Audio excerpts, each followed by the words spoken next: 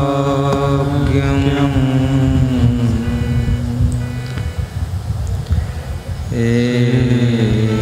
ऐश्वर्यम्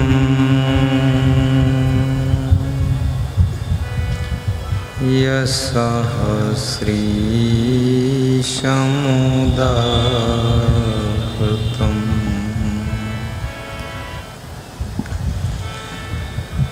खड्गुणे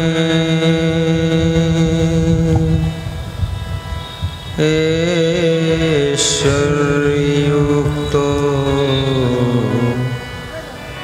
हि भगवान् श्री गुरु प्रिय भगवान श्री गुरु प्रिय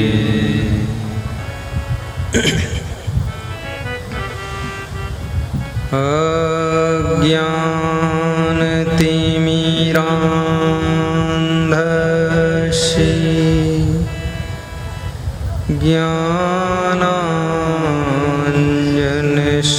ज्ञानाञ्जनशलाकया चक्षुरुन्मीलितं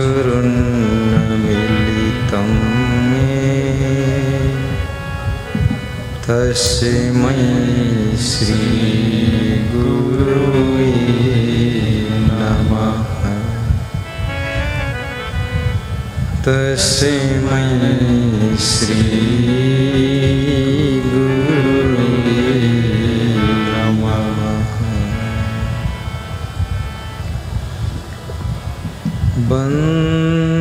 बंदहूँ गुरुपद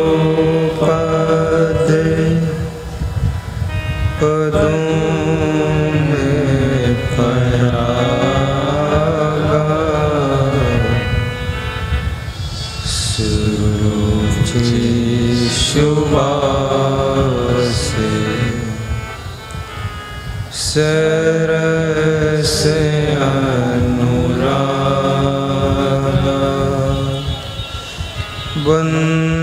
बंदहूँ गुरुपद पदों में परागा सुरुचि सुबास सरस अनुरागा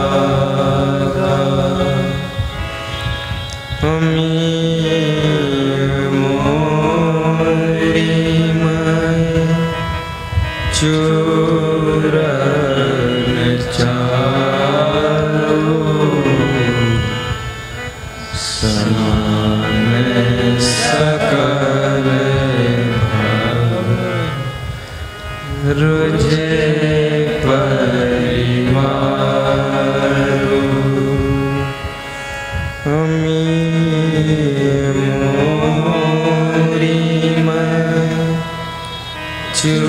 चूरन चालू समान सकल भव रुझे परिवारू मंगल भावन अमंगलहारी द्रवहु सुदशरथ अजीर बिहारी द्रवहु सुदशरथ अजीर बिहारी सत्संगत से सुख उपजे कुसंगत से दुख हो कहे कबीर तहाँ जाइए जहाँ अपनी संगति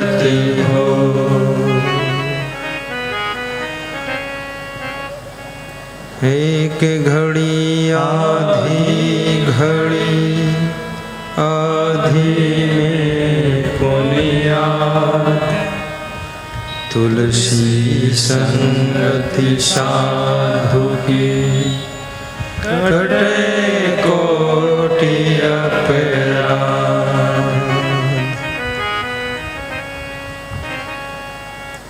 मिलता है सच्चा सुख केवल गुरुदेव तुम्हारे चरणों में।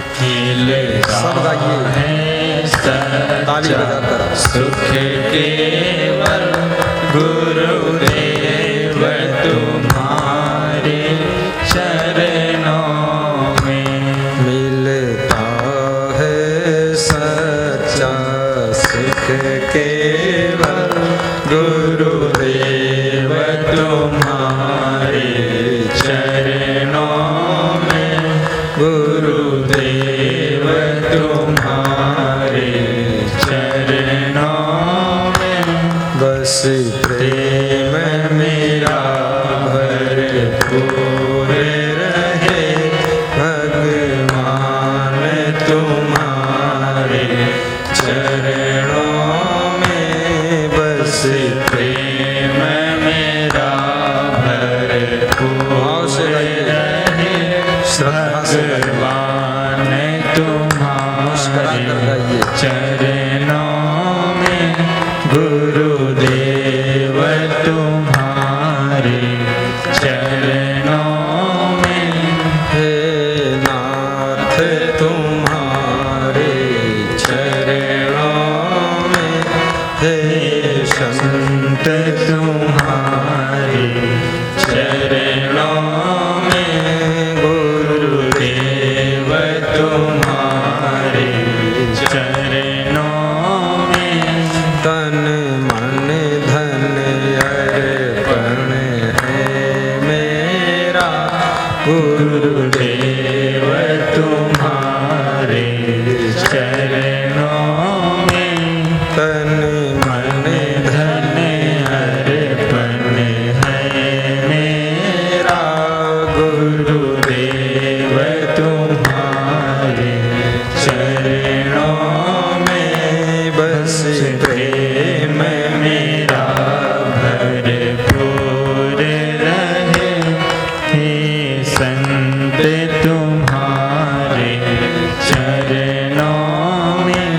सांसों में तुम्हारा नाम रहे। श्वासों में तुम्हारा नाम रहे।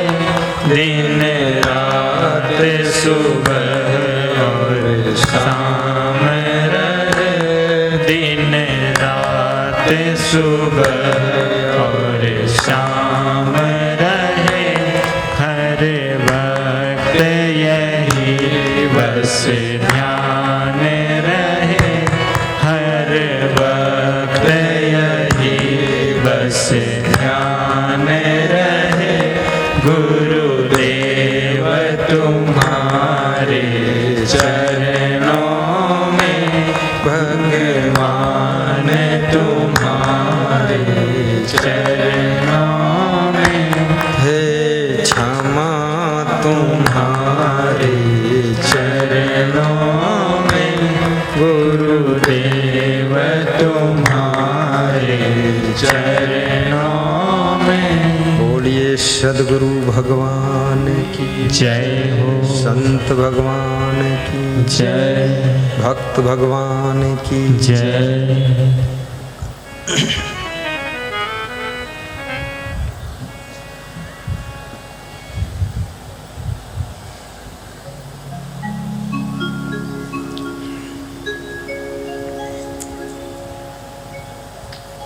परम वंदनीय नित्य स्मरणीय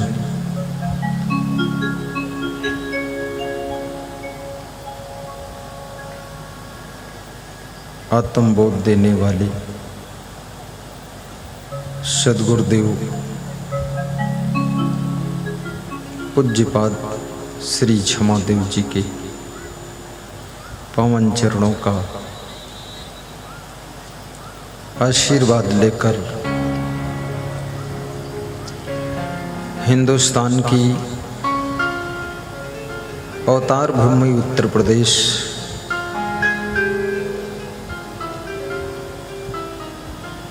तीर्थ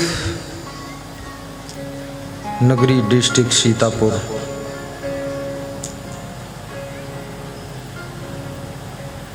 बेहमा चौकी की पावन धरती पर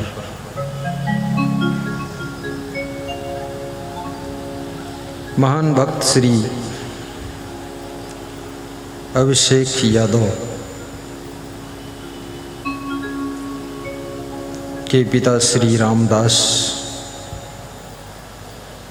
यादव, श्रीमती सावित्री यादव, भाई श्री अखिलेश यादव,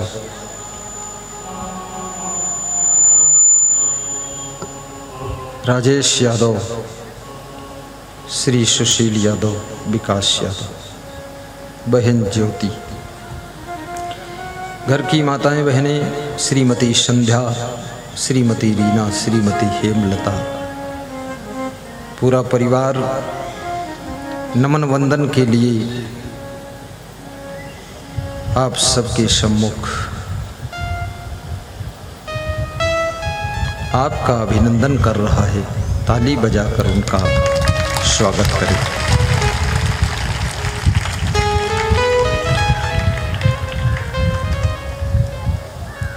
बैठिए, विराजिए।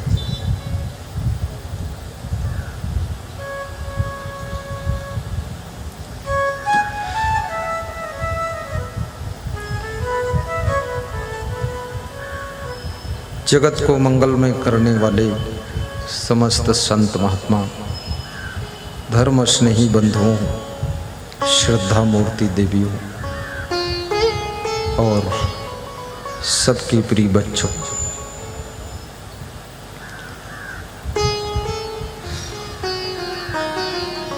बड़ी प्रसन्नता की बात है, बेहमा चौकी का नाम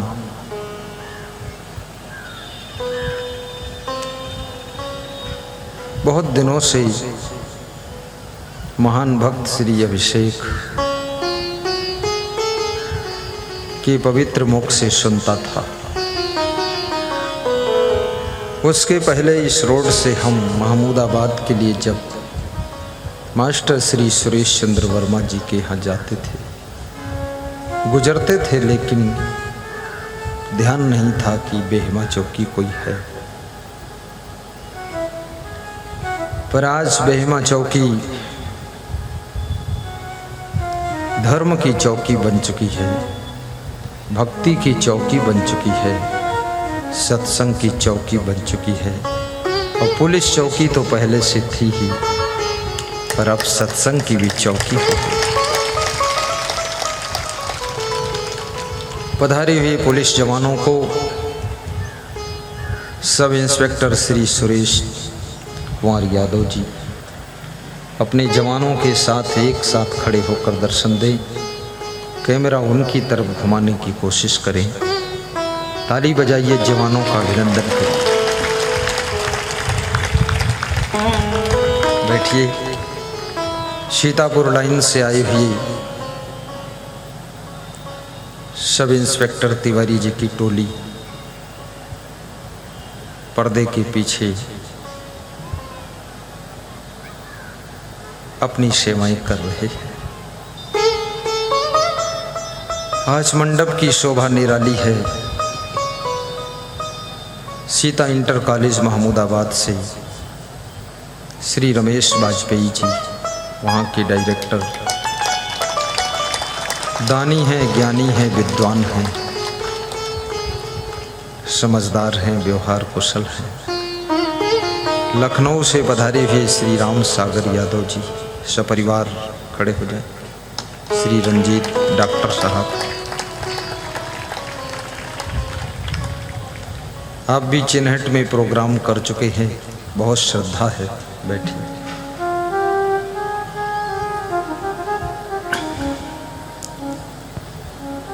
महमूदाबाद में हम प्रायः आते रहते थे। मास्टराइन सुशीला देवी खड़ी हो जाए। 6-7 कार्यक्रम कर चुकी हैं। वो नीली धोती में खड़ी है। उनका ताली बजाकर अभिनंदन। उनके पास में श्रद्धा रूपी धन है और बहुत प्रेम है और उनकी भक्ति फलित भी हुई है। बैठिए। मुझे इजाजत दो कि सत्संग का शुभारंभ करूं।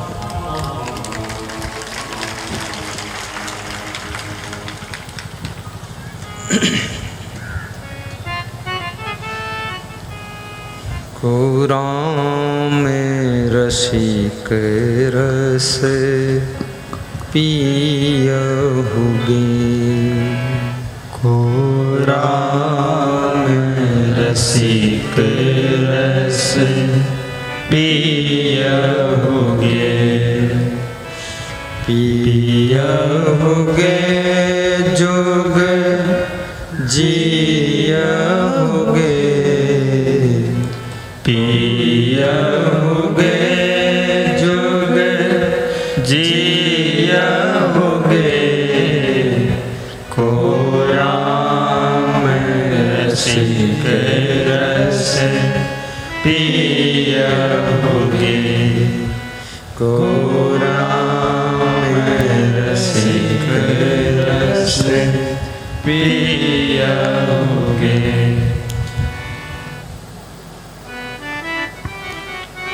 संत कबीर भीड़ के बीच में पूछते हैं, कोई राम रस पीने का इच्छुक है?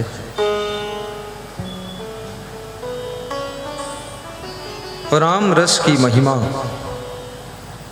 कबीर कहते हैं कि जो राम रस पिएगा युगों युगों तक जिएगा। शिवरी ने राम रस पिया,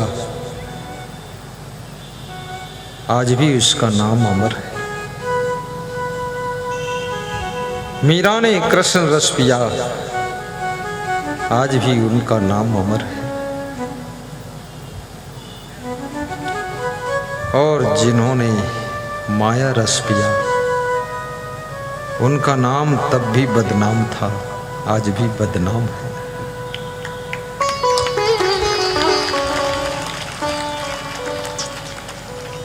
राम रस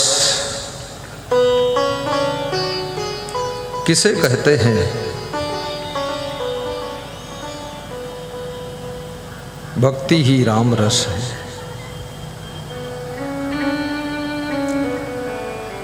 जो भक्ति रस को पान करता है, धीरे धीरे उसका जीवन सुख और शांति, उन्नति और प्रगति,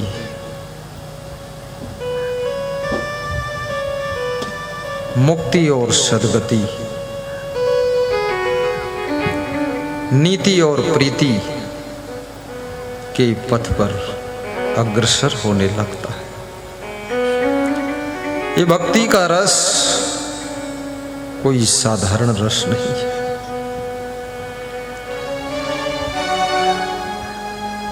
कितना ही माया का रस ले लो, लेकिन तृप्ति नहीं होगी। कितना ही संसार के भोगों का रस पान कर लो, लेकिन संतुष्टि नहीं होती। इसके ज्वलंत उदाहरण राजा भर्तृहरि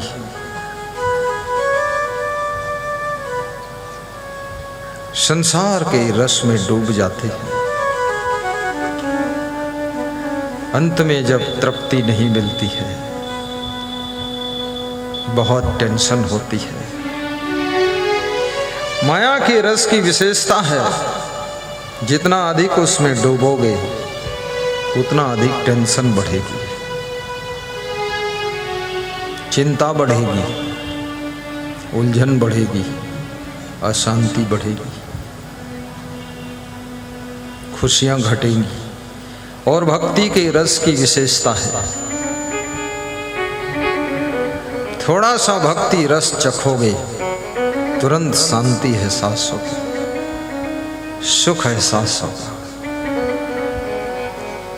ये जो हजारों की भीड़ होती है ये फालतू नहीं होती है, कुछ मिलता होगा तभी लोग आते हो।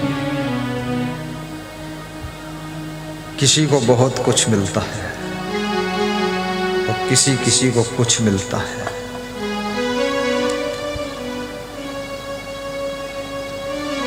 बचपन से लेकर तुम बुढ़ापे तक सुख और शांति ढूंढते रहते हो। एक विचारक ने लिखा है, सुख ढूंढ रहे तुम वन में, कभी कभी बगीचों में, पहाड़ों में, कंदराओं में, जंगलों में, गुफाओं में सुख ढूंढने के लिए तुम जाते हो। और कभी कभी मंदिरों में जाते हो, कभी कभी मदिरालय में जाते हो, कभी कभी मस्जिद में, कभी जिंद बाबा, कभी परिंद बाबा, कितने बाबा, ब्रह्म बाबा, परब्रह्म बाबा। जहां लोग बता देते हैं वहां से कुछ हमको हुआ है, तुम भी पहुंच जाते हो कि हमको भी कुछ हो जाए। पर याद रखना, श्रद्धा विहीन मन कहीं भी जाता है उसको कुछ भी नहीं होता है। श्रद्धा नहीं है, मंदिर में भी बैठोगे, श्रद्धा नहीं है तो मंदिर का घंटा चुराने की इच्छा हो जाएगी, ये घंटा चुरा लो। और श्रद्धा से मंदिर में बैठोगे तो नया और बड़ा घंटा मंदिर में दान देने की इच्छा हो जाएगी। और श्रद्धा की पहचान है, श्रद्धा दान करने के लिए हमेशा तत्पर रहती है, श्रद्धा सेवा के लिए तत्पर रहती है। प्रेम देने के लिए सोचता है।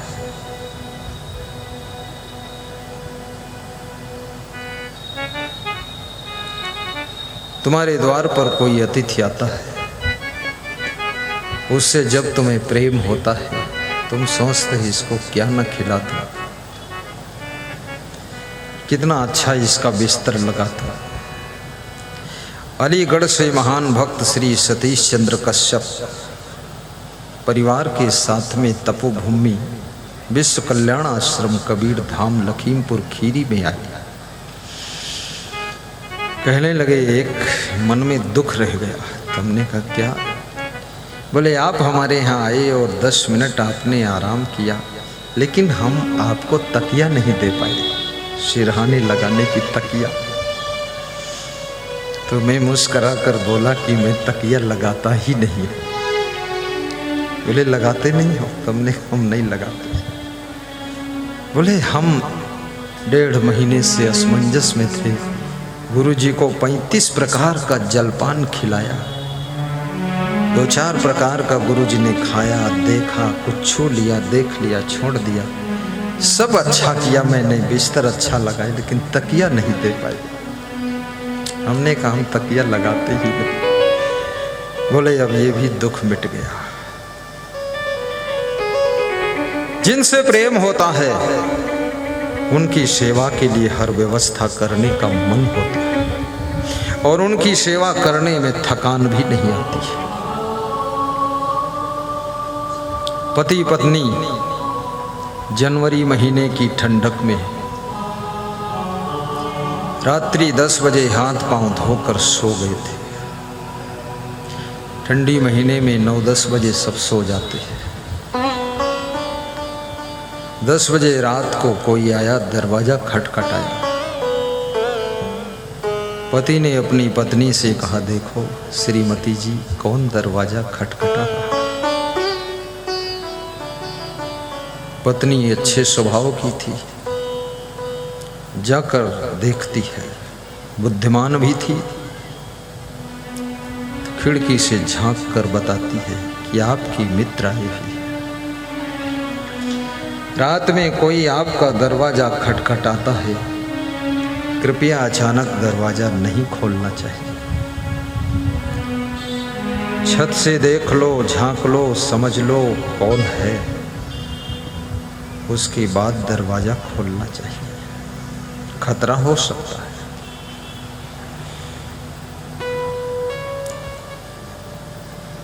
दरवाजा खोलकर मित्र को अंदर ले लिया।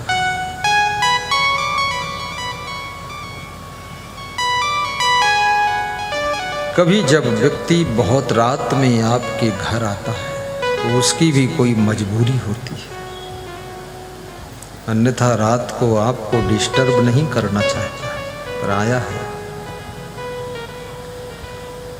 ऐसे कोशिश करो बहुत रात को किसी के यहाँ मत जाओ, लेकिन यदि बहुत जरूरी हो तो जाओ, पर उसी के यहाँ जाओ जिसके दिल में तुम्हारे लिए प्रेम हो। प्रेम विहीन घर में जब तुम जाते हो, तुम्हारे जाने से वहां लोगों को प्रसन्नता नहीं होती है। जहां प्रेम होता है वहां के लोग तुमको देखते ही खुश हो जाते हैं, और जहां तुमको देख करके लोग खुश न हो वहां कम जाना, और जहां तुमको देख करके लोग नाराज हों तो बहुत कम जाना, और जहां लोग तुम्हारा बार बार अपमान करें तो वहां बिल्कुल जाना बंद कर देना। अब वहां जरूरत नहीं आपकी।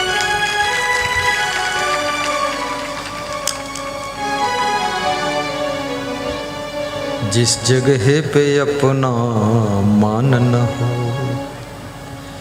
उस जगह पे जाना ना चाहिए। बेटी कितनी सुंदर हो घर घर में घुमाना ना चाहिए।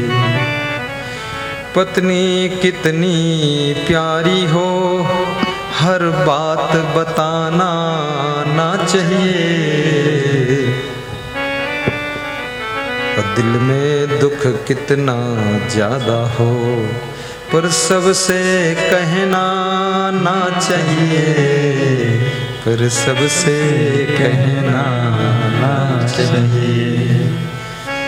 जिस जगह पे अपना मान हो उस जगह पे जाना ना चाहिए। लेकिन ये भी याद रखना, अपमान वाले कार्य भी मत कीजिए। जहां जाइए वहां का नियम पालन कीजिए।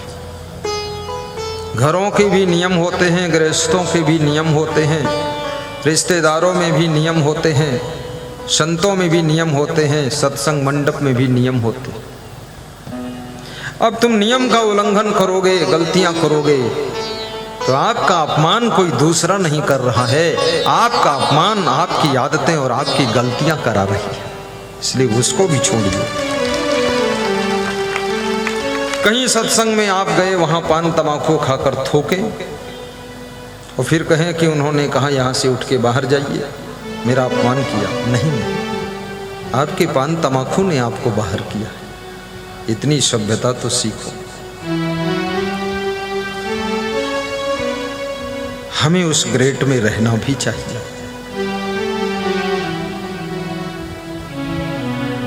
सम्मान के योग्य भी बनो।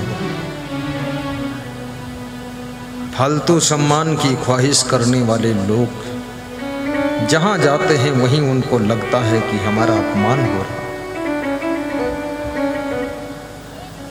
गुलाब के फूल बनोगे, हर व्यक्ति तुमको गेंदा के फूल की अपेक्षा संभाल कर रखे।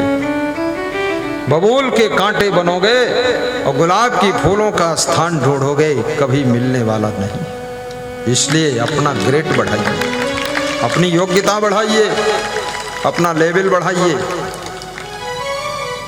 खाम खां किसी को सम्मान नहीं मिलता है। आज मैं सोच रहा था, 35 साल से मैं साधना कर रहा हूं, तपस्या कर रहा हूं, 35 साल से मेरा संन्यास है। 21 साल की उम्र में संत हुआ था। बहुत से भक्त लोग हमको शुरू से जानते हैं। कुछ लोग 30-25 साल से जानते हैं। कुछ लोग आज जान पाए। बड़ी लंबी यात्रा ये तपस्या की हुई। भरोसा जीतने में भी टाइम लगता है। अब लोगों को विश्वास हो गया कि असंग देव जो महात्मा हैं वास्तव में पक्के हैं। 35 साल देख लिया है। क्योंकि साधु पर भी संदेह होता है, ये कितने दिन साधु रहेगा, फिर कोई ना कोई साधुनी लेकर भागेगा।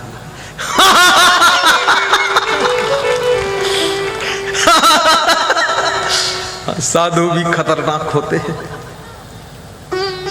और 35 साल की लंबी यात्रा देख करके लोगों को भरोसा हो गया। और वास्तव में जिसका मन कहीं आकर्षित ना हो, जिसका मन किसी भी दुनिया के आकर्षण में खिंचाव ना हो, जिसको कोई नशा भी फंसा ना सके, और जिसको दुनिया का कोई रूप सौंदर्य भी रिझा न सके, वह व्यक्ति स्थित प्रज्ञ होता है। और वह व्यक्ति सारी जाति पाति मत मजहब से ऊपर उठ जाता है।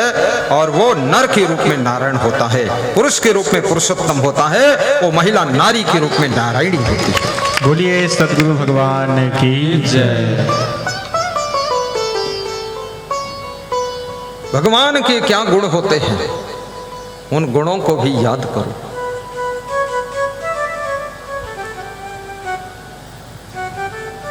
धर्मे तत्परता, मुखे मधुरता, दाने समुत साहिता।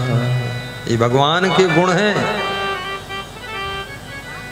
थोड़े थोड़े भगवान के गुण आप में भी, किसी में 2, किसी में 4, किसी में 5, और किसी में राक्षसों के भी गुण हैं।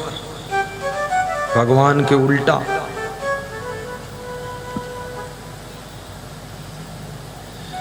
राक्षसी प्रवृत्ति।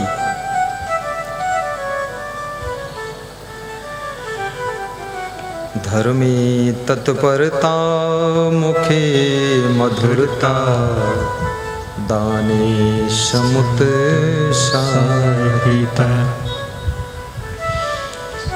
गुरो विनयता, चित्तैत गंभीरता, मित्रे अवंचकता। ये भगवत गुण है। राम में जो गुण थे, आचार्य शुचिता, गुणे रसिकता, शास्त्रे सुविज्ञात्रता, रूपे सुंदरता, शिवे भजनता, त्वयिमस्ति वैराग्यवा। जो धर्म के कार्यों को करने के लिए तत्पर रहता है, ये भगवत गुण है। भगवान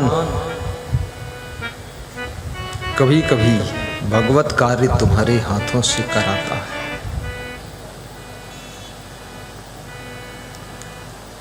और जब ऐसा आपके भीतर प्रेरणा होने लग जाए कि मैं भी सत्संग कराऊं, ये भगवत कार्य है, धर्म का कार्य, मैं भी यज्ञ करूं, मैं भी भंडारा करूं, मैं भी भंडारा में सहयोग करूं, तो समझ लेना तुम पर भगवत कृपा हो रही है, गुरु का आशीर्वाद हो रहा है। अन्यथा मन में ये भाव ही नहीं पैदा होता। धर्मे तत्परता,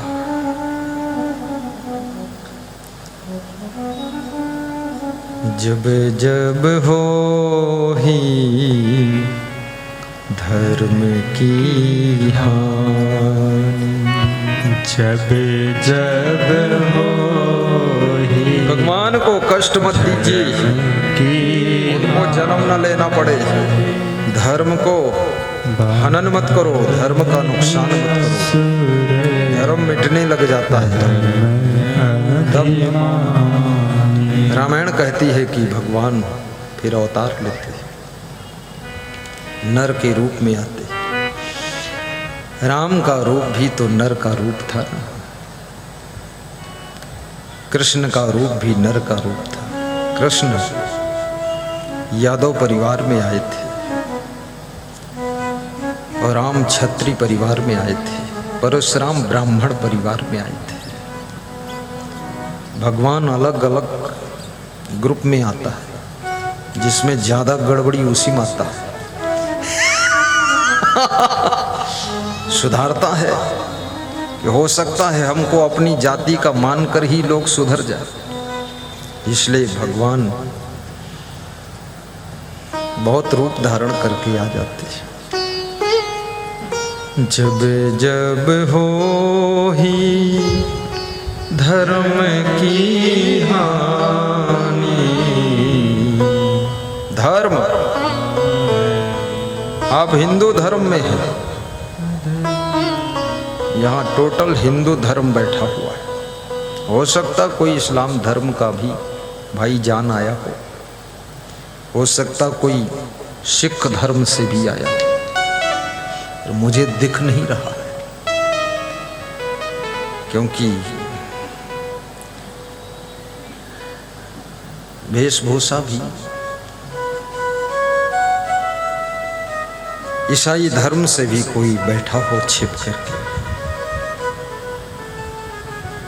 कबीर की वाणी, राम की रामायण, श्री कृष्ण की गीता किसी एक विशेष मजहब के लिए नहीं है, किसी एक जाति के लिए नहीं,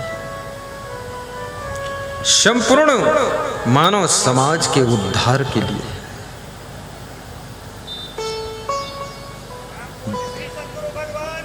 जय जय जय जय जय जय जय। हमारे महान भक्त श्री सुरेश चंद्र यादव अर्जुन पुरवा से पुर है पूर्वा, अर्जुनपुर सिधौली के पास। बड़ी श्रद्धा है, बड़ी श्रद्धा है। जय बोला है। और एक दान पात्र भी लेकर उनकी पत्नी संगीता देवी आई है। एक बार मैं उनके यहाँ 20 मिनट के लिए गया था बस। रोज गुरु पूजा करती है, रोज दान निकालती है। घर का दरिद्र दूर हो रहा है, बरकत शुरू हो गई। तुम्हारे मन में भी गुरु रहे और तुम्हारे धन में भी गुरु रहे और तुम्हारे दिल में भी गुरु रहे। हमारे संत जी गाते हैं, गुरु मेरी जन्नत, गुरु मेरी पूजा। क्या बताते हैं, थोड़ा गा दो। गुरु मेरी जन्नत। क्या कहूँ कौन सी दौलत है गुरु, मेरा जीवन मेरी दुनिया मेरी जन्नत है गुरु। क्या कहूँ कौन सी दौलत है गुरु, मेरा जीवन मेरी दुनिया मेरी जन्नत है गुरु। बनाया इसने जीवन सारा, बनाया इसने जीवन सारा।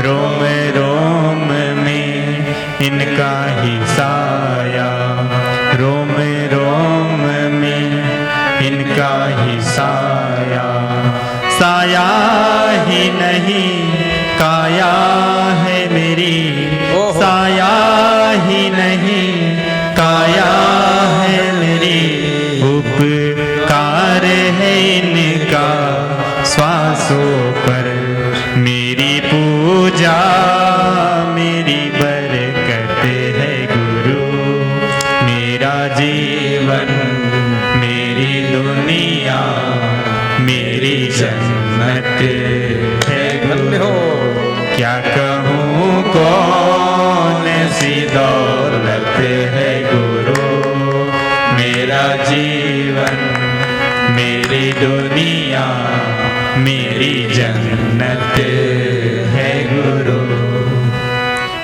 बहुत सुंदर। बोलिए सद्गुरु भगवान की जय। जब जब हो ही धर्म की हानि, बढ़ई असुर अधम अभिमान, जब जब हो ही धर्म की हानि। पितृधर्म, मातृधर्म, माँ का क्या धर्म होता है। कितनी स्त्रियां माँ तो बन जाती हैं, माँ के धर्म का ज्ञान ही नहीं है, अज्ञान वश माँ बन गई है।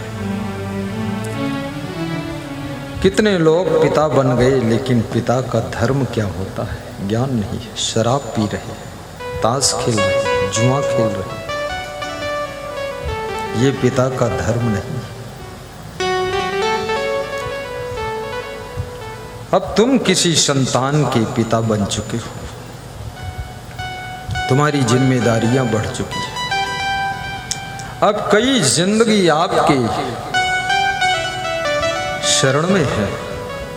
अब कृपया अपने पितृ धर्म को याद करो। अभी तक जो चंचलता तुम कर रहे थे अब छोड़ दीजिए, मात्र धर्म याद करो। अब तुम जगत जननी बन गई हो, जगदम्बा हो, अम्बा हो, रंभा हो। अब अपने पावन मुख से गालियां भी मत बको। अपने पति के साथ में भी मर्यादित व्यवहार करो, क्योंकि आपके बच्चे भी देख रहे हैं, सीख रहे हैं, संस्कार ले रहे हैं। हे मां, नौ दुर्गा पूजन का समय चल रहा है। दुर्गा माता की गांव गांव में, गली गली में जय जयकार हो रही है। आप भी मां हो, अपनी महिमा को याद करो। बच्चों को अच्छे अच्छे संस्कार दो।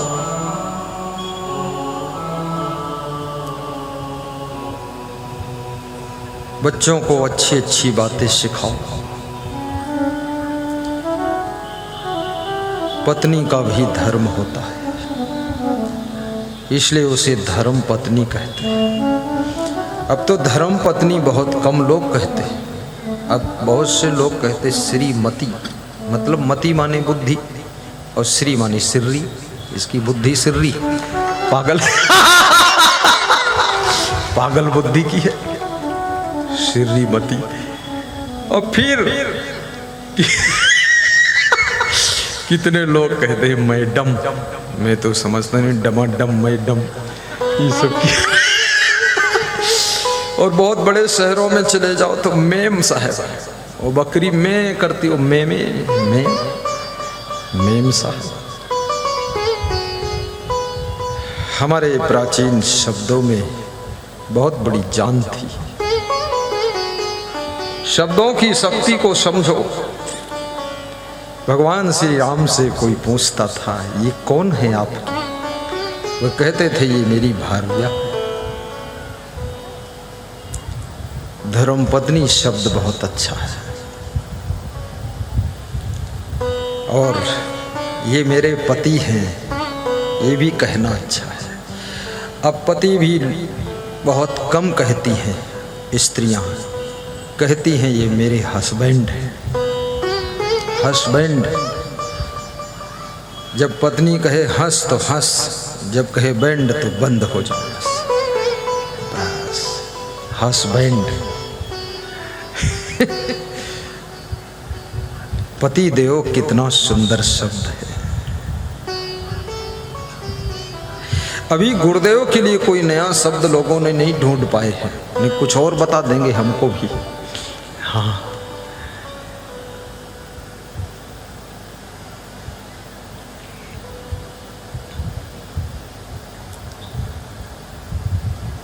धर्म पत्नी नारी का बहुत बड़ा विशेषण है। धर्म पत्नी का धर्म क्या होता है, इसको भी समझ लेना। पत्नी बन जाना तो आसान है। मंडप में 7 फेरे घूम लिया, चकैक चकधुम मकैक लावा तिकड़िक तिकड़म पत्नी बन गई। लेकिन पत्नी का धर्म कौन सिखाएगा? और जिस समय शादी होती उस समय धर्म सिखाने का टाइम भी नहीं। कौन सिखाएगा वह? कौन सुनेगा वह? कई लोग मुझको शादी में बुलाते, आप भी आ जाना। मैंने कहा मुझे शादी के बाद बुलाओ, जब पति पत्नी दोनों आ जाएं, थोड़ा स्थिर हो जाएं, शांत हो जाएं, ये हड़कंप मच जाए, जो भूकंप था ये सब खत्म हो जाए, ये ढोल धमाका, तब बुलाओ। तो पति पत्नी को गृहस्थ धर्म का ज्ञान दूं मैं, गृहस्थ धर्म की दीक्षा दी जाए।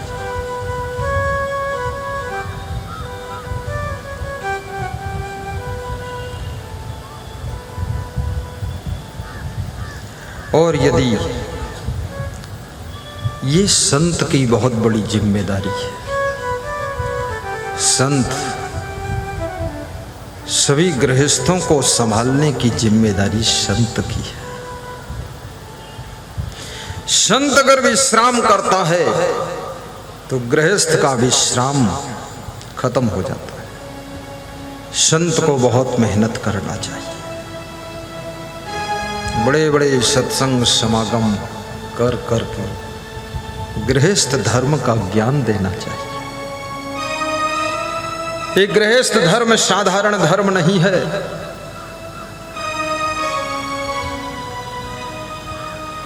भगवान को भी गृहस्थ के घर में जन्म लेना पड़ता है। ये वह गृहस्थ आश्रम है। महान से महान संत भी गृहस्थ के घर में ही जन्म लेता है। ये वो भूमिका है जहां बड़े बड़े अफसर, बड़े बड़े नेता, प्रधानमंत्री, बड़े बड़े संत महंत और भगवंत भी जन्म लेते हैं। ये वो नारियां हैं जिनकी गोद में भगवान भी खेलता है और जिनके आंचल में भगवान भी दुग्धपान करता है और जिनके संस्कार से भगवान भी संस्कारित होता है। इसलिए नारियों का स्थान कोई छोटा मोटा स्थान नहीं है। नारियों को सताना बहुत बड़ा पाप हो जाता है और स्त्रियों को सहनशील बनना चाहिए। छोटी छोटी बात में रोने लग जाना, कोने में बैठकर निसुसते रहना, ये भी आदत छोड़ो। बहुत सोना चांदी पहनने की भी आदत कम करो। तुम्हारे चरित्र की चमक सोना से कम नहीं है और तुम्हारे सेवा की चमक चांदी से कम नहीं है। और तुम्हारी मीठी वाणी, याद रखना, तुम्हारे मुख की सर्वस्व सुंदरता का स्वरूप है मीठी वाणी।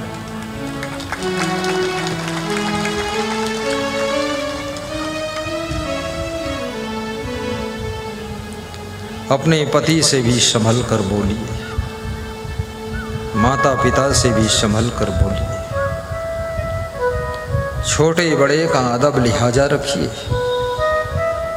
बड़े भाई का भी आदर करिए, छोटे भाई का भी ख्याल रखिए।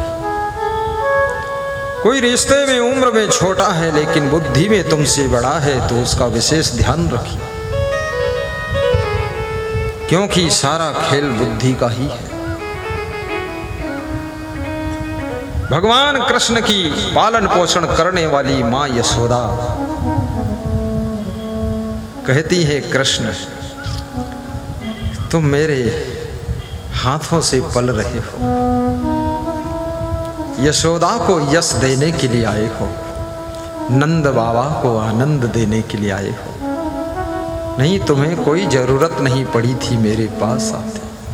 कभी कभी कोई दिव्य आत्मा, कोई महान आत्मा, कोई श्रेष्ठ आत्मा तुम्हारे द्वारा जन्म ले लेती है तो अपना सौभाग्य समझना कि ऐसी दिव्य आत्मा की सेवा करने का मुझको मौका मिल गया।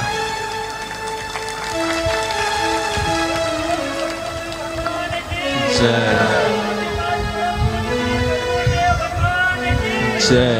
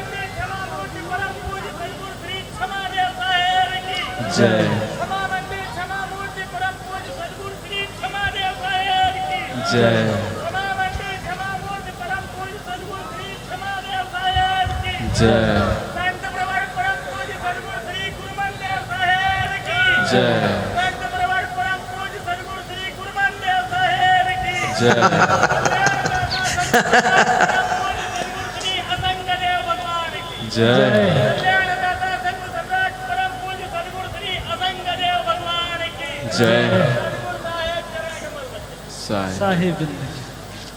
ये महान भक्त श्री अक्षय कुमार जी हैं, बाराबंकी जिला लोहारण पूर्वा के निवासी।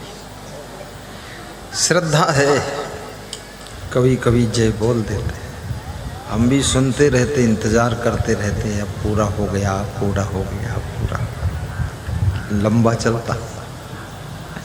थोड़ा रेस्ट भी मिल जाता है, जल पी लेता हूँ, तसल्ली हो जाती है, लोगों के लिए भी एक नया अध्याय जुड़ जाता है।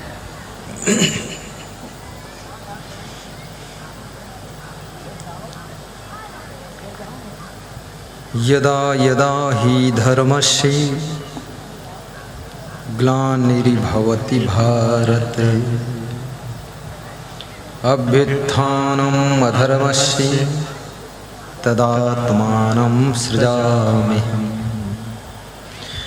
परित्राणाय साधूनां विनाशाय च दुष्कृतां, धर्म संस्थापनार्थाय संभवामि युगे युगे, संभवामि युगे युगे।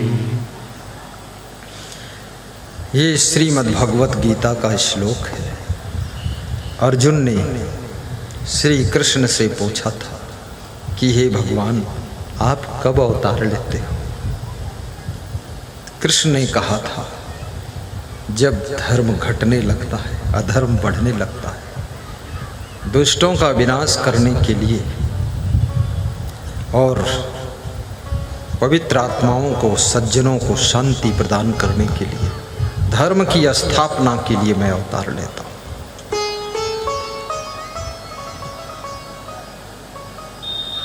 यदि आप धर्म की स्थापना कर रहे, धर्म का कार्य कर रहे हैं, कोई मंदिर बना रहे हैं, कोई आश्रम बना रहे हैं, तो ये भगवत कार्य कर रहे हैं।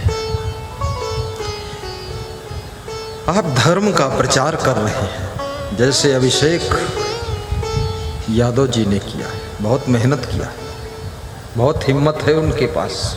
कहाँ है वो? चाहे जहाँ हो, लेकिन हैं यहीं कहीं। कितना सबको सूचना दिया है। पीछे मुड़कर देख लो, कितने देवी देवता विराजमान हो चुके हैं। सब मंडप फुल हो गया।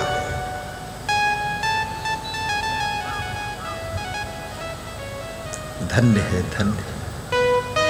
लोग कहते हैं कलयुग है, मुझे लगता है सतयुग भी है। सतयुग द्वापर त्रेता में इससे अच्छा नहीं था, कलयुग में ज्यादा अच्छा है।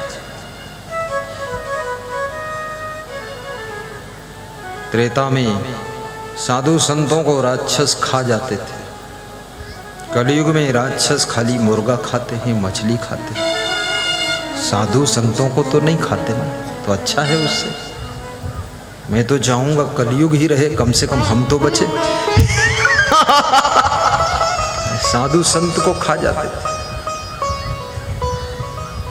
जब भगवान राम वनवास में गए, ऋषि मुनियों के आश्रम के आसपास में जंगल में हड्डियों का ढेर देखा। राम ने ऋषि मुनियों से पूछा, ये हड्डियां किसकी है? तो ऋषि मुनियों ने राम से कहा कि ये राक्षस लंका तरफ से आते। सब ऋषि मुनि साधु संतों को खा गए। ये साधु संतों की हड्डियों के ढेर है। अब कलयुग में साधु संत भी उस मॉडल का नहीं है कि उसको खा जाओ हड्डियों में ढेर लग जाए।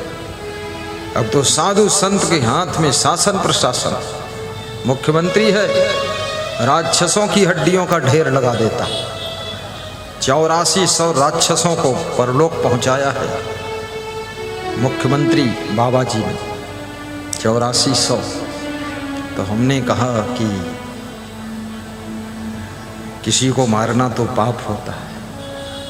बोले मारता नहीं हूं, इनको सबको तारता हूं, भगवान के धाम पहुंचाता। अब इनका वही स्थान है, यहां रहने के योग्य नहीं है। बड़ा युग परिवर्तन हो रहा है। जब ज्यादा अधर्म बढ़ता है तो साधु संत के रूप में भगवत सत्ता आकर के शासन प्रशासन की कमान अपने हाथ में संभाल लेती है और धर्म की रक्षा करती है। याद रखना, बहुत अत्याचार नहीं बढ़ सकता है। जितने अभी शांत और सज्जन आपको दिख रहे हैं, इनके अंदर भी प्रचंड शक्ति विद्यमान है। ये तब तक चुप हैं जब तक अत्याचार चरम सीमा को नहीं छूता है। जब छुएगा, इसी में से बहुत क्रांतिकारी आत्माएं अवतरित होकर निकलेंगी और उस अत्याचार का विनाश करेंगी। इसलिए ये भगवत कार्य है, कभी कभी करने का मौका आपको भी मिलता है। ये कोई साधारण कर्म नहीं है, धर्म की रक्षा करना।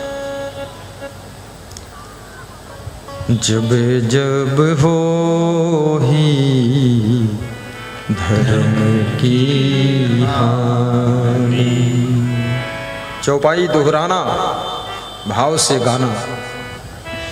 बढ़हि असुर अधम अभिमानी, बढ़हि असुर, गाइए भाव से गाइए, अभिमानी। तब तब प्रभु धरि मनुज शरीरा। कौन सा शरीर? पशु पक्षी का नहीं, मनुष्य का शरीर धारण करके मनुज शरीरा भगवान अवतार लेते हैं। कभी नारी के रूप में दुर्गा बनकर, कभी लक्ष्मी बनकर, कभी सीता बनकर, कभी राधा बनकर, कभी रुक्मणी बनकर, और कभी पुरुष के रूप में राम और कृष्ण बनकर, कबीर और तुलसी बनकर, और कभी संत का रूप लेकर, और कभी आप जैसा महान भक्त बनकर धर्म और भक्ति फैलाने के लिए इस धरती पर जन्म होता है। जोर से ताली बजाया करो, तुम ढीले आदमी हो। ताली बजाने से बहुत फायदे हैं। सबसे बड़ा फायदा आपकी पड़ोस में बैठा यदि कोई श्रोता सो गया है, ताली की तड़तड़ाहट से वो जाग जाएगा, वो भी प्रवचन सुने। दूसरा फायदा, ताली बजाने से ये पॉइंट एक को पंक्चर होते, इससे हार्ट अटैक की बीमारी, शुगर की बीमारी, लीवर की बीमारी, किडनी की बीमारी, सिर दर्द की बीमारी समाप्त हो जाती है। चुप्पे बैठ रहो, हाथ पर हाथ धरे, खूब दर्द हुई नस नस में दर्द, फिर गीत गावत घूमो कि दर्द मोरे नस नस में। अरे तुम्हारे दर्द हो जाए खोपड़ी के बाल में। हाँ, थोड़ा मस्ती में भी रहना चाहिए, ताली बजाना चाहिए। इतना ढीले ढाले सुस्त जहाँ बैठे हो अधमरे बैठे, पता नहीं एक एक बोतल खून दान करके आए। चंगे रहना चाहिए।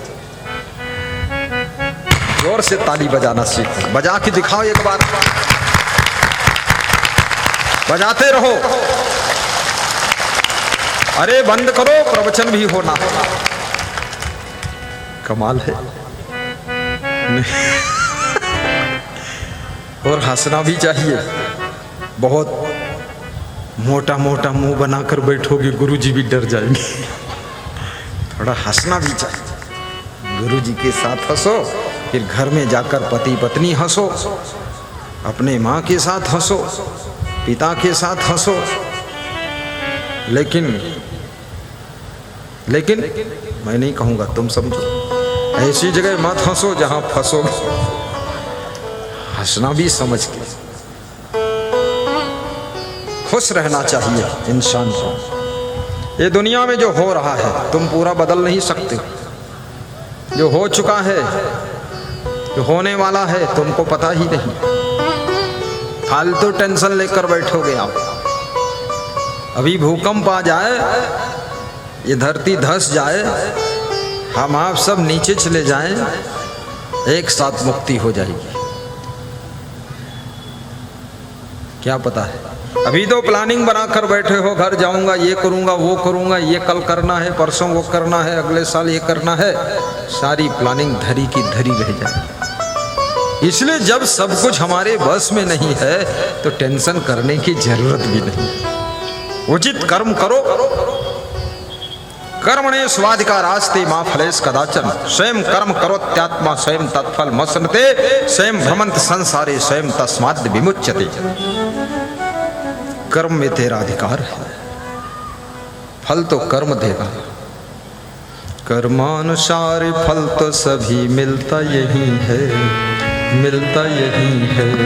कर्मानुसार फल तो सभी मिलता यही है, मिलता यही है।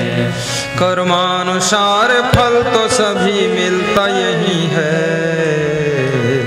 भगवान के घर देर है, अंधेर नहीं है, अंधेर नहीं है। भगवान के घर देर है, अंधेर नहीं है, अंधेर नहीं है। कर्मानुसार फल तो सभी मिलता यही है, मिलता यही है। भगवान के घर देर है, अंधेर नहीं है, अंधेर नहीं है। आपके भाग्य को भगवान नहीं बनाता। भगवान ने हर व्यक्ति को अपना अपना भाग्य बनाने के लिए स्वतंत्र कर दिया। आपका भाग्य मुख्य 5 चीजों से बनता है। नंबर 1, आपका जो स्वभाव है, जिसको इंग्लिश में नेचर कहते हैं, स्वभाव से ही आपका भाग्य निर्मित होता है। और सुंदर स्वभाव बनाने में खर्च कुछ नहीं होता है, लेकिन सुंदर स्वभाव बन जाए तो प्रॉफिट बहुत होता है। जिस डॉक्टर का स्वभाव अच्छा नहीं है उसके पास मरीज कम जाते हैं। जिस नेता का स्वभाव अच्छा नहीं है उसके वोटर सपोर्टर डिवोटर कम हो जाते हैं। और जिस टीचर का स्वभाव अच्छा नहीं उसके पास ट्यूशन पढ़ने नहीं जाते बच्चे। जिस स्कूल मालिक का स्वभाव अच्छा नहीं उसके स्कूल में नाम लिखाने कोई नहीं जाता। बोलते अरे भाई खतरनाक है, कब नाराज हो जाए, उठा के कुर्सी मार दे, राम राम सत्य हो जाए। दूर रहो। जिस गुरु का स्वभाव अच्छा नहीं उसके पास भी कोई नहीं जाता, और जिस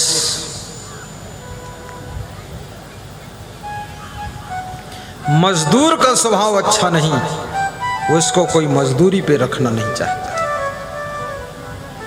और जिस मालिक का स्वभाव नहीं उसके यहाँ कोई नौकरी भी नहीं करना चाहता। स्वभाव का कितना प्रभाव है। जिस सास ससुर का स्वभाव अच्छा नहीं है उसके साथ में बहू बेटा रहना नहीं चाहता। बोले अरे भीख मांग लेंगे लेकिन भाई इनसे पिंड छुड़ाओ, ये तो खतरनाक है। सासू पूरा चंडिका अवतार है। और जिस बहू का स्वभाव अच्छा नहीं उसके साथ में सास ससुर रहना नहीं चाहते। कहते बुढ़ापे में जली भुनी रोटी खा लूंगा लेकिन इनके फुलके नहीं चाहिए, जब देखो तब फूली बैठी है, इस फुलका रहते।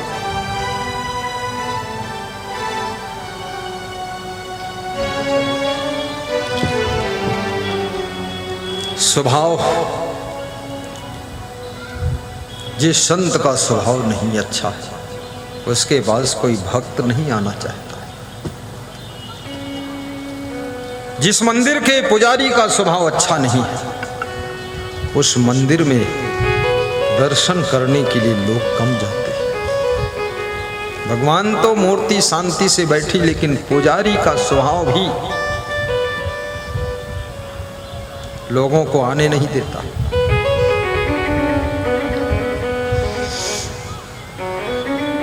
जिस ड्राइवर का स्वभाव नहीं अच्छा है उसको कोई ड्राइवर रखना नहीं चाहिए। जिस वकील का स्वभाव अच्छा नहीं उसको लोग मुकदमा नहीं देना चाहते। कौन झंझट में पड़े, एक मुकदमा तो चल ही रहा, वकील साहब से मारपीट हो जाएगी और एक चलेगा मुकदमा, इसलिए दूर रहो वकील साहब से।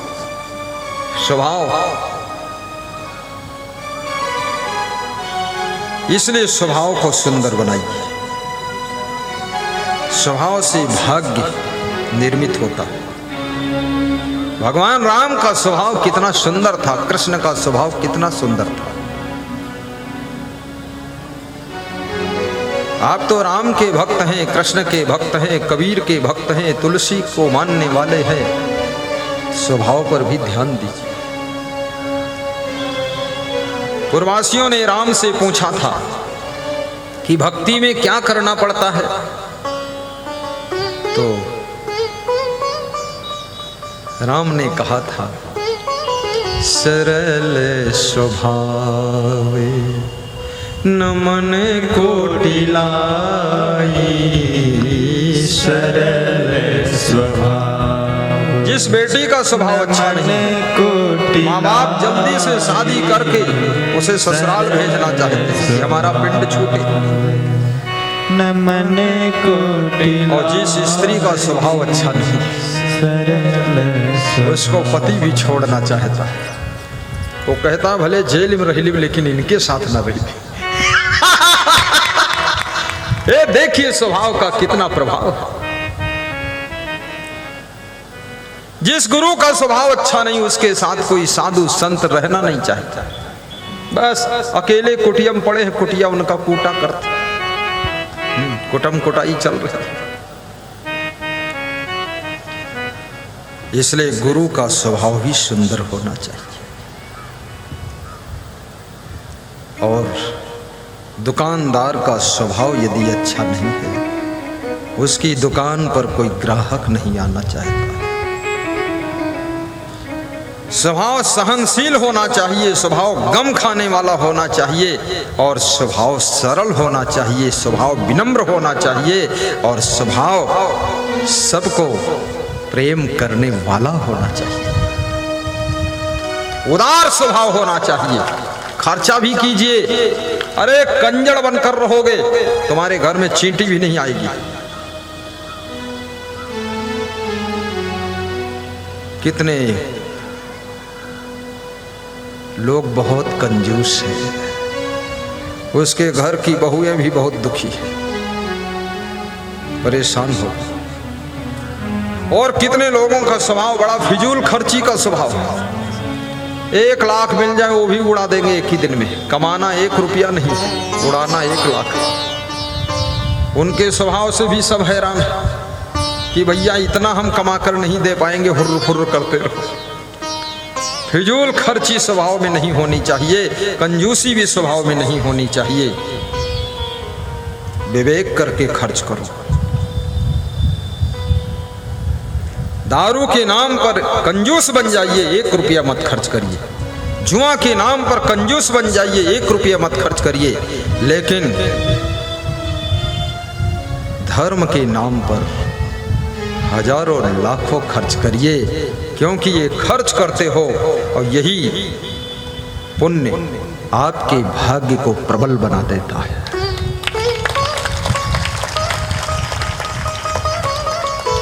दान करने से कोई गरीब नहीं होता है।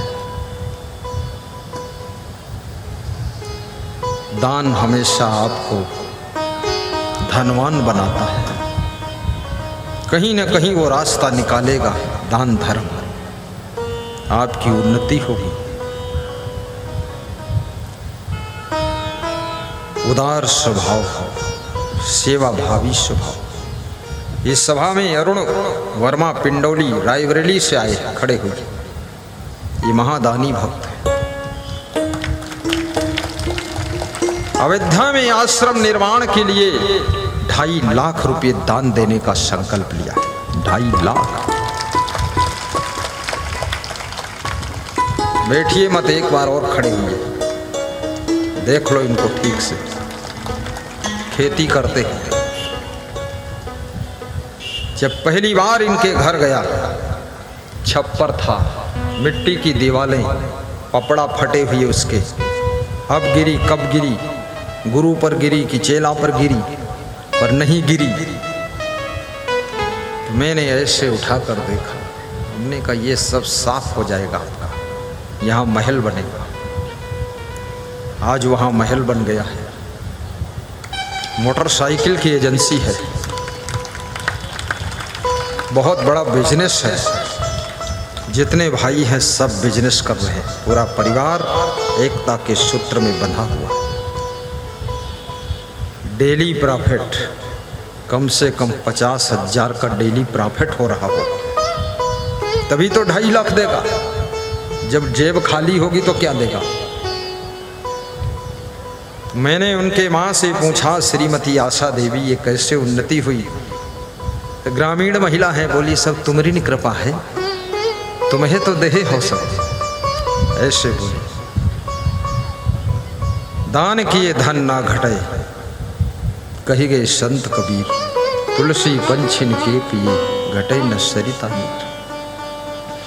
मैं भी दान करता हूं, मैं ज्ञान दान करता हूं, संस्कार दान देता हूं। पूरे समाज के लिए, जगत के संस्कार को चेंज करने के लिए पूरा जीवन दान किया। सब घर बार खत्म, चलते रहो। ये हमारे साथ में जितने संत हैं सब जीवन दानी हैं। 55 महात्मा हैं 60 के करीब। जो कर सकते हो वो दान करो, प्रेम दान करो, कुछ न दे सको किसी को।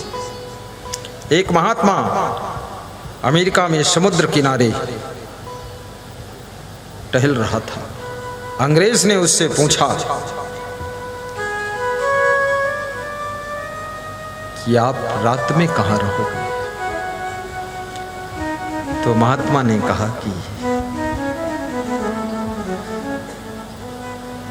मैं आपके यहाँ रह लूंगा। पहचान नहीं थी तो उस अंग्रेज ने कहा कि मैं दानी नहीं हूं।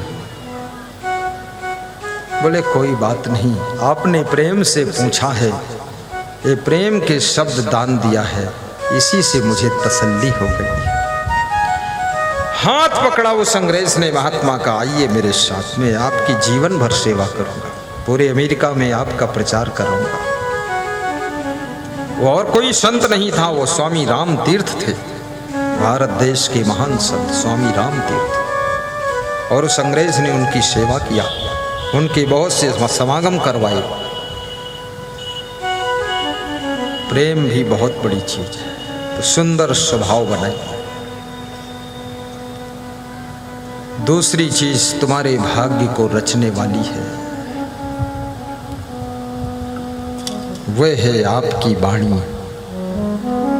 आपकी वाणी, आप जो बोलते हो सुबह से लेकर शाम तक, क्या बोलते हो, कैसे बोलते हो, कब बोलते हो, कितना बोलते हो, आपकी बोलने का अंदाज कैसा है, ये चीज भी आपके भाग्य की रचना करती है।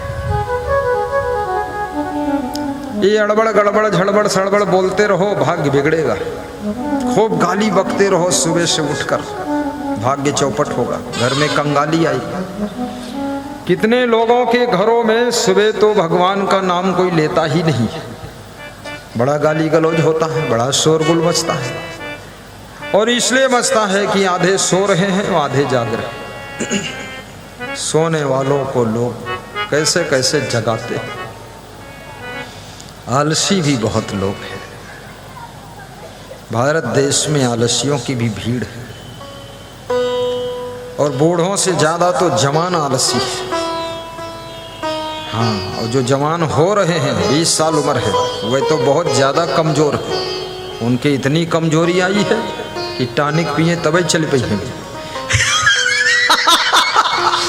हाँ, फालतू 20 साल के, उनका कहे कि चाहिए हम 90 साल के हो गए बूढ़ू हन।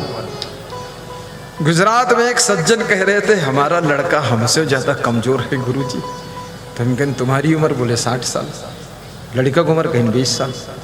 कहने वो तो हम तो यार कमजोर। तो हमने कहा तो कोई बात नहीं है, पहले वही निपट जाई, तुम दफन कर दो। अरे इतना शरीर को बर्बाद क्यों किया है?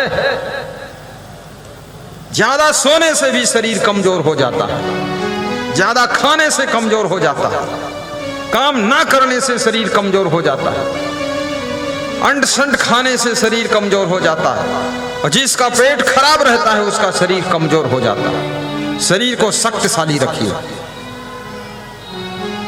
कम से कम 70 साल तक ठीक ठाक दिखना चाहिए। थोड़ा संयम नियम से भी रहो, अपने आप को संभाल कर रखो। आपन तेज संभारो, आप तीनों लोग हाँकते कांपे। और भोजन भी प्रेम से करो।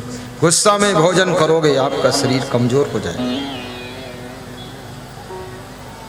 दुखी मन से भोजन करोगे शरीर में खून कम बनेगा। प्रसन्न मन से भोजन करिए। भोजन में स्वाद कम हो या ज्यादा हो, स्वाद के भी गुलाम मत बनिए। जो भी बना है प्रेम से खा लीजिए मुस्कुराकर। और भोजन भी अच्छा बनाइए, ऐसा नहीं रोज उल्लुल जुल्लुल बना दो। अच्छा बनाइए, खाने वाले कटोरी चाट के रह जाए। और आपकी वाणी मधुर हो, सरल हो, मीठी हो, वाणी में जादू हो, दूसरों को चुंबक की तरह खींचने की कला हो।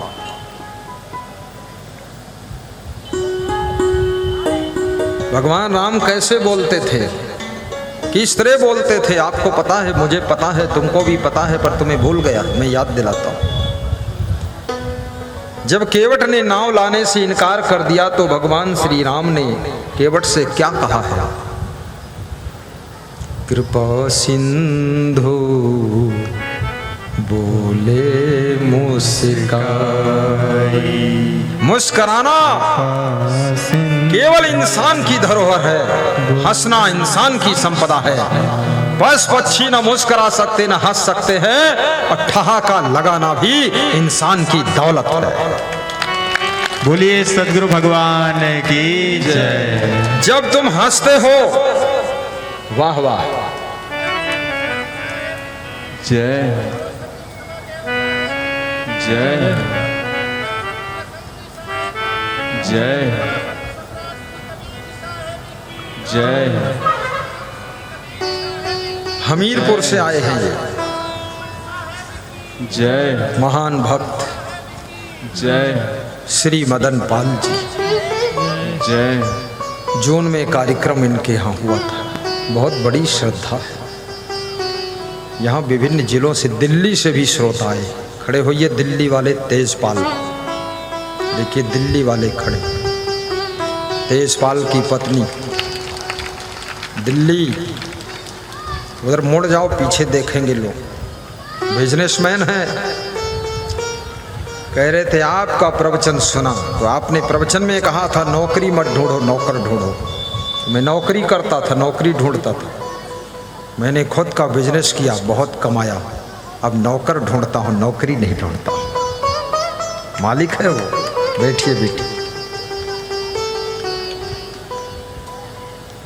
आपके अंदर बहुत बड़ी शक्तियां हैं, उन शक्तियों को जागृत करो, तुम बहुत कुछ कर सकते हो।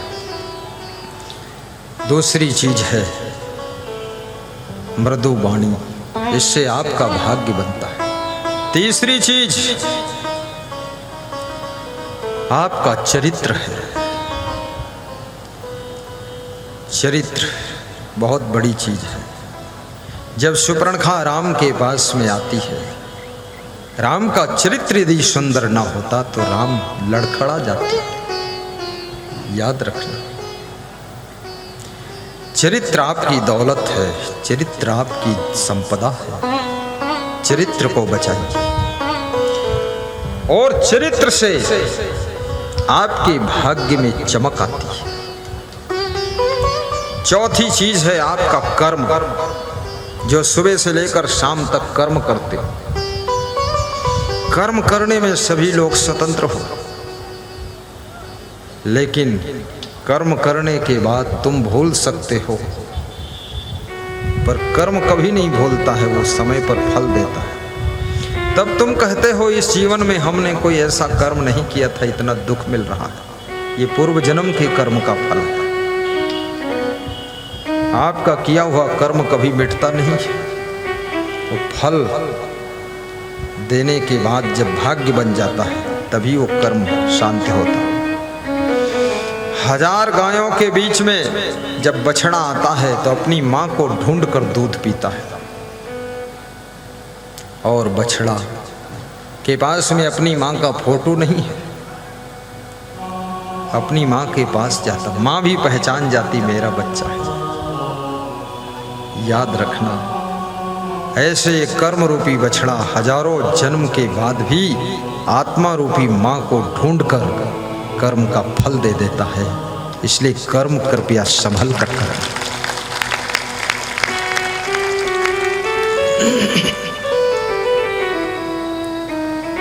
कर्म से भाग्य बनता है। और पांचवी चीज आपका व्यवहार। व्यवहार कैसा, किसके साथ कैसा व्यवहार करते हो? सुंदर व्यवहार करो। व्यवहार आपको होनहार बनाता है। व्यवहार सफलता का द्वार खोलता है। जिनका व्यवहार अच्छा है मार्केट में उनको करोड़ों उधार भी मिल जाते हैं। जिनका व्यवहार अच्छा, उनका काम फोन पे हो जाता है। जिनका व्यवहार अच्छा है उनकी बात हर व्यक्ति भरोसे के साथ मानता है। और जिन्होंने अपना व्यवहार बिगाड़ लिया है उनके साथ कोई लेन देन करना नहीं चाहता है। इसलिए व्यवहार साफ सुथरा रखिए। ये 5 चीजें मुख्य रूप से आपके भाग्य की रचना करती है। कर्म करने में कसर मत रखो। कर्म भी 2 प्रकार का होता है, पाप कर्म और पुण्य कर्म। पाप कर्म जब तुम करते हो उस समय लगता है सुख, और पाप कर्म कर चुकने के बाद दुख शुरू हो जाता है। पुण्य कर्म जब करते हो तो शुरू में कठिनाई लगती है, लेकिन फिर बाद को बहुत सुख मिलता है। इसलिए पुण्य कीजिए। एक विचारक ने कहा है, यहाँ नेकी बदी 2 रास्ते हैं, जरा गौर से सुन लो। तुम्हें चलना है जिस मार्ग से, अपना रास्ता चुन लो। सीधे बैठ जाओ। यहाँ नेकी बदी 2 रास्ते हैं, कुर्सी वालों को सीधे बैठने की जरूरत नहीं, आराम से बैठो आप। जो नीचे बैठे हो आगे झुक जाते हैं, कुर्सी वाले पीछे झुक जाते हैं। पीछे झुकने से आराम मिलती है। पहली बार सत्संग में कुर्सियां लगी और पहली बार ही कुर्सियां कम पड़ गई थी। अब मैं सोच रहा हूं इसका क्या रास्ता निकलेगा, क्योंकि बिहार में जाता हूं 40,000 श्रोता बैठता है, कुर्सी तो असंभव ही होगी। मध्य प्रदेश में 50-50 हजार लोग सुनने के लिए आते हैं, कुर्सी फील्ड में जगह नहीं रह जाती। तुम कुर्सी बता रहे हो। लेकिन ये सीतापुर जिले का सबसे बड़ा प्रोग्राम हो रहा है।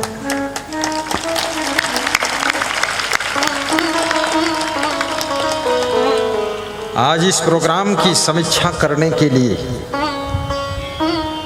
महानगर लखनऊ से नीलम यादव जी कहाँ हैं, खड़े हो, पधारी हुई ये समीक्षा अधिकारी। और हाथ जोड़ के उधर देखो, तभी तो समीक्षा होगी। मुड़ो, दर्शन दो, ये समीक्षा कर रही।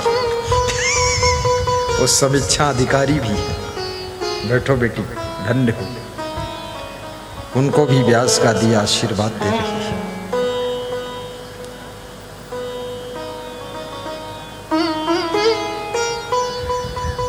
कृपा सिंधु बोले मुस्काई, सोई कर जही तब नाम न जाहि। मल्लाह को कभी नाराज नहीं करना चाहिए, अन्यथा बीच धार में नाव डुबो दे तो क्या करोगे। डॉक्टर को नाराज नहीं करना चाहिए, अन्यथा राम राम सत्य कर दे तो क्या करोगे। बहुत कठिन है। राम भगवान बुद्धिमान है। वह कहते हैं जिस तरह से तेरी नाव सुरक्षित रहे वो उपाय कर। केवट कहता है मैं चरण पखारूंगा, चरणों में जो धूल है इसको धोऊंगा, फिर नाव पर बिठाऊंगा। भगवान राम समय का महत्व बहुत समझते थे। Importance of the 1 minute in life. आपकी जिंदगी में समय का महत्व आपको समझना चाहिए। राम भगवान क्या कहते हैं केवट से, बेगियान जल पाई पखारू, होत विलंब उतारहु पारू। बेग माने दौड़कर जल लाइए, मुझे देर हो रही है, पांव पखारिए, पार उतारिए। जब लक्ष्मण ने राम से कहा था कि मैं आपके साथ चलूंगा, तो राम ने कहा जाओ अपनी मां से आज्ञा लेकर आओ। मांगहु विदा मातु सन जाई, आवहु बेग चलहु तुम भाई। फिर बेग शब्द का प्रयोग किया कि दौड़ कर आइए, आप टाइम नहीं है, जल्दी चलना।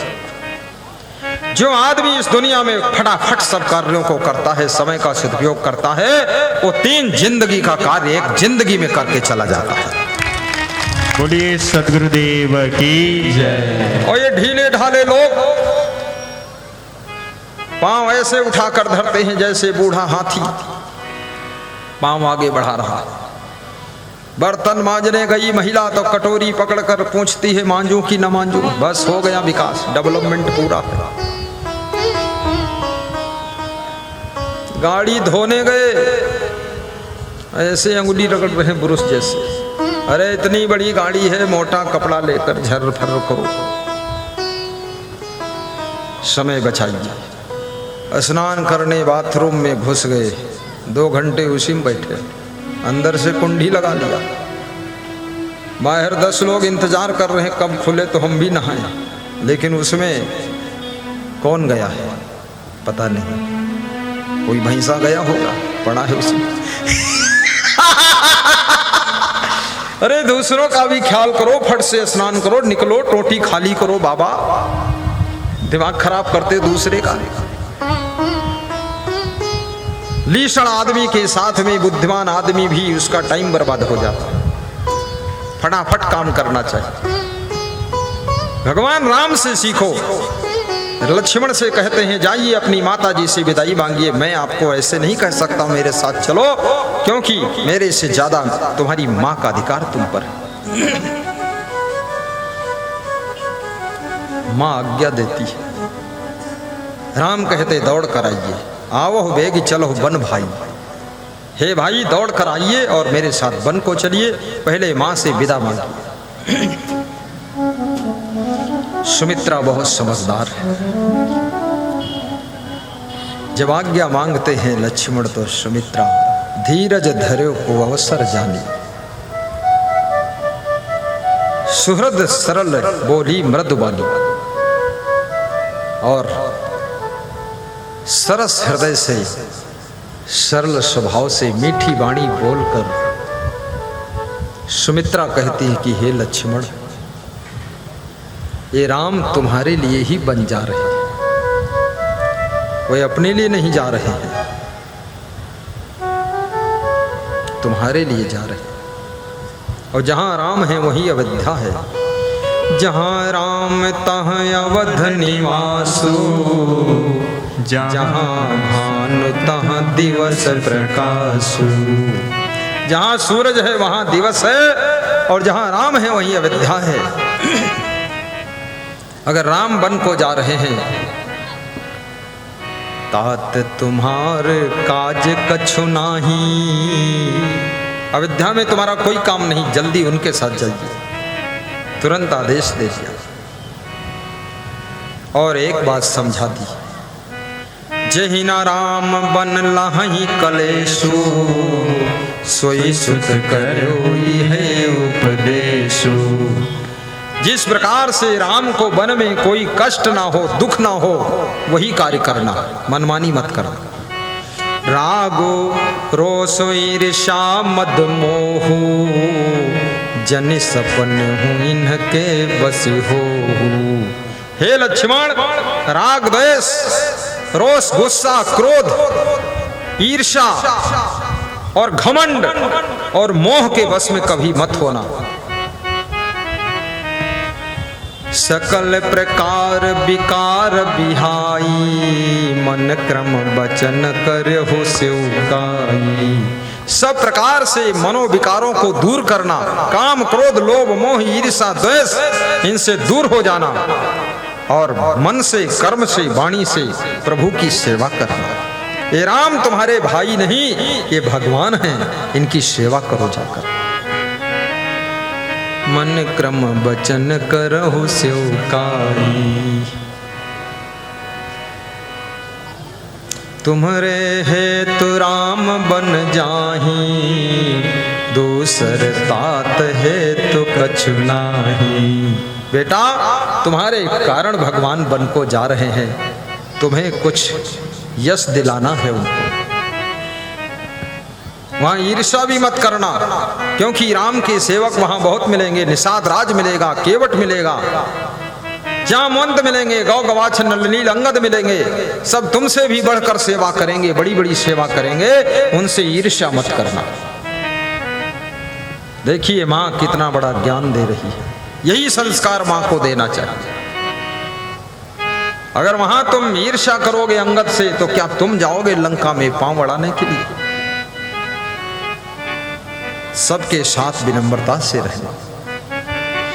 सकल प्रकार विकार बिहाई, मन क्रम वचन करहु सेवकाई।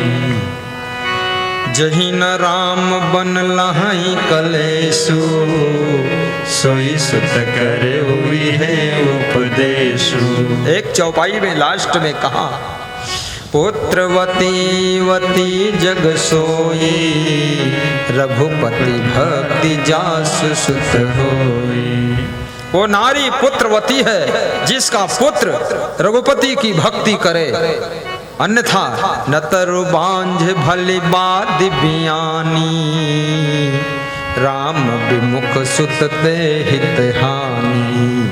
और जिसका बेटा भक्त ना हो तो उस माँ ने जन्म नहीं दिया है, वो तो पशुओं की तरह है। जैसे भैंस पड़िया और पड़वा बियाती है, ऐसे वो भी बियाई गई है। ये बात कहा सुमित्रा ने।